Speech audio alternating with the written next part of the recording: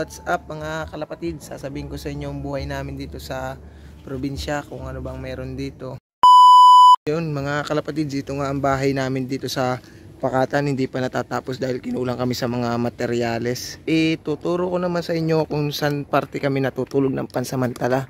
Dito kami natutulog mga kalapatid sa kalapit na ginagawa namin bahay dahil di pa tapos gawin. Dito kami natutulog, naglalatag kami dyan.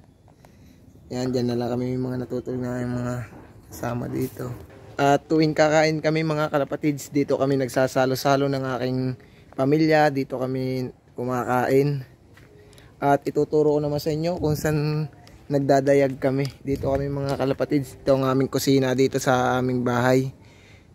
Ganito lang ang buhay namin dito sa Quezon. Isa lang mahirap. At ang trabaho ng aking mga magulang ay isa lang mangangalakal. At yun mga kalapatids, ito naman ang aming CR dito sa aming Pakatan. Ipapakita ko sa inyo kung ano bang CR namin dito. Ito mga kalapatids, ito lang ang CR namin dito sa aming bahay. At ituturo ko naman sa inyo ang aming lutuan mga kalapatids. Yan, dito kami nagluluto mga kalapatids.